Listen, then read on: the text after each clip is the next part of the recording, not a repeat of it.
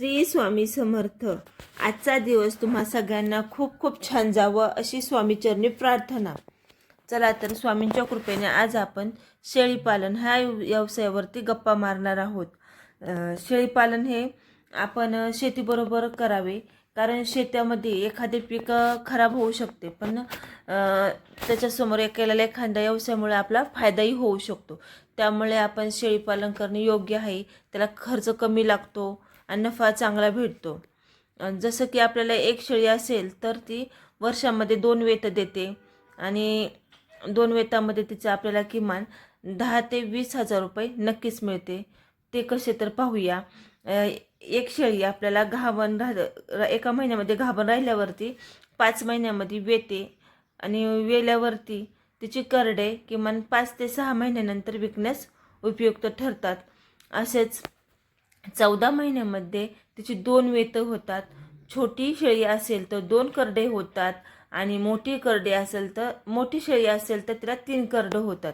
म्हणजे एकूणच तिचा नफा असा आहे की 1 करडू आपलं 5,000 रुपयाला गेलं तरी एका वेताच्या टायमिंगला आपले 2 करड्यांचे 10,000 रुपये होऊ शकतात आणि 3 करडा असेल तर 15,000 रुपये होऊ शकतात. म्हणजे वर्षाला आपल्याला 20 ते 30,000 रुपये असा नफा नक्कीच होऊ शकतो. आणि जास्त प्रमाणामध्ये आपण शेळी केली तर ती आपल्याला असे रानवनात घेऊन फिरायला जाऊन थोडी मोकळी सोडली तर तिला चांगला फायदाही होतो. बघा, तर आपण अशी फिरायला घेऊन गेलेलो आहे शेतामध्ये शेळ्या. खूप पाऊस आला की खूप चारा निर्माण होतो आणि शेळ्यांना असं दुसरं काही खायला टाकायला लागत नाही. रानात थोड्याशा सोडल्या तर त्यांचं पोट भरून जातं. आणि आपल्याला त्या बाहेर सोडायच्या नसेल, घरी ठेवायच्या असेल तर त्यांना आपल्या शेतामध्ये मारवेल, शिवरी, गिन्नीगोल, नेपियर, दसरथ घात, मेस्ती घास असा आपण थोड्याशा 4-5 गड्ड्या इतका आणून खायला टाकला तरी त्यांचं पोट भरतं.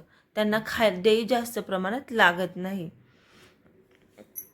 एक शेळी किमान आपल्याला वर्षाला 20 ते 30,000 रुपये देऊ शकते. म्हणून हा व्यवसायही खूप छान आहे.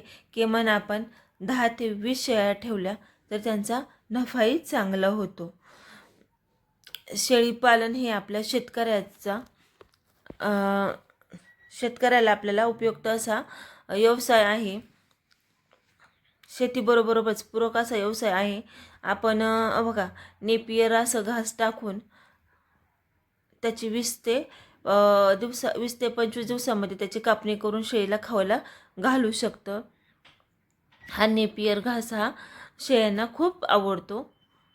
बघा, तर शेळी आपला हा घास खात आहे फिरून आणि तिला अशी डोंगरावरती फिरायला घेऊन गेल्यावरतीही त्या चरतात. शेळीपालन हा ग्रामीण भागातील शेतकरी आणि बेरोजगार युवतींसाठी एक चांगला व्यवसाय आहे. कमी भांडवलात हा व्यवसाय सुरू करता येतो. शेळीचे दूध, पिल्ले, मांस यांचा वर्षभर चांगली मागणी असते. त्यामुळे नियमित उत्पन्न मिळण्यास मदत होते. सरकारी अनुदानाबद्दल राज्य शासन आणि केंद्र शासन वेळोवेळी शेळीपालनाविषयी विविध योजना राबवतात. या योजनांचा लाभ घेण्यासाठी जिल्हा पशुसंवर्धन किंवा महा-DBT पोर्टलवर अर्ज भरता येतात. अर्ज करताना आधार कार्ड, बँक पासबुक, 7/12 उतारा, फोटो इत्यादी आवश्यकपत्रे लागतात. पात्रता पूर्ण झाल्यास योजना उपलब्ध झाल्या असल्यास अनुदान मिळू शकते. शेळीची जात निवड नफ्यासाठी उस्मानाबादी, सिरोही, बिटल आणि जमुनापरी यासारख्या जातींची निवड करता येते. आपल्या भागातील हवामान आणि बाजारपेठ लक्षात घेऊनच आपण जात निवडायची. त्याच्यासाठी लागणारा गोठा हा नेहमी कोरडा, स्वच्छ आणि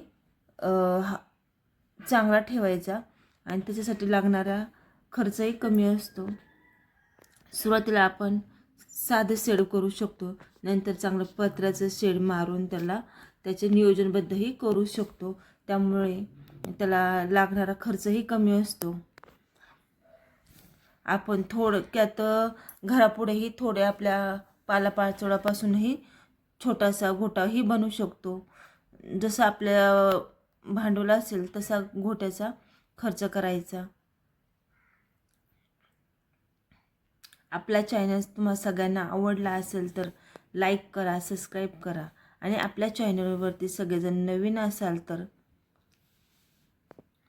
आपला व्हिडिओ सगळ्यांना शेअर करायला विसरू नका. धन्यवाद. तुम्हाला कसा वाटता व्हिडिओ कमेंट करून नक्कीच सांगा. श्री स्वामी समर्थ सर्वांना माझा. श्री स्वामी समर्थ.